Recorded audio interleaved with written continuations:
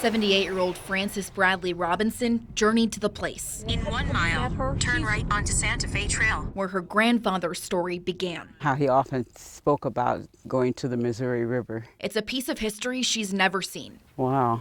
The vanished town of Cambridge, Missouri, where Mrs. Robinson's grandfather was born in 1862, amid the Civil War, at a time when Missourians recorded the number of enslaved people, enslaved like her great-grandparents and their son, Isaac Franklin Bradley Sr. It just means so much to be here, finally. Oh my goodness.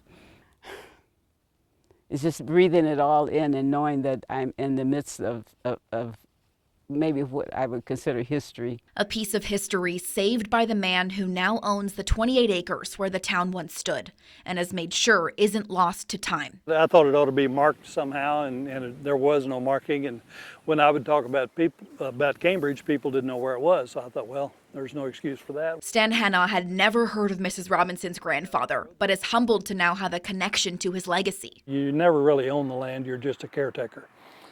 And that's true. What's also true? Isaac Bradley's refusal to let his enslaved history define his future. He never considered himself to be a victim of being enslaved.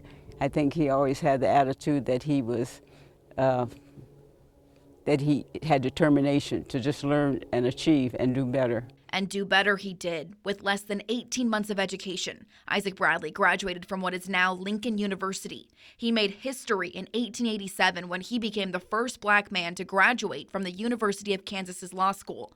He later became the first elected black judge in Kansas City, Kansas. It's not about just dwelling on or being angry. It's about achieving. Judge Bradley also helped found the historic Douglas Hospital, the first hospital for people of color in KCK. A businessman, an author, a civil rights advocate, he was an original member of the Niagara Movement, which predated the NAACP.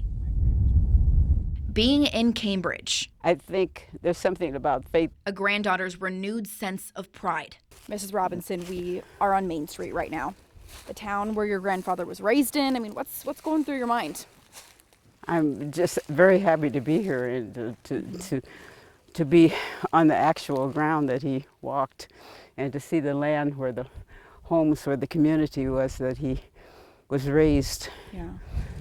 And it's just awe-inspiring. I don't know what to say. I'm speechless almost. What does that connection feel like? Well, it's a connection to the past that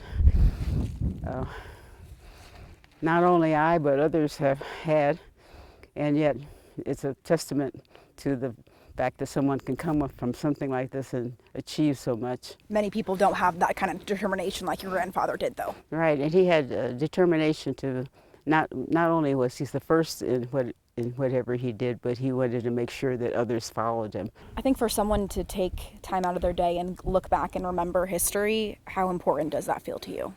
If we don't know our history, we're doomed to repeat it, and it gives us a foundation for which to advance. I'm just really proud of the fact that a young man who was born under those circumstances, and slavery was a definite big circumstance. He didn't have the same opportunities as other people, yet he made himself what he did. Before she left, a keepsake of soil, a reminder of her past, with hope that it will plant the seeds of inspiration for a new generation. If we're going to improve history, we would improve it by including the accomplishments of African Americans rather than just, oh, it was so terrible. Yes, it was. It was not easy.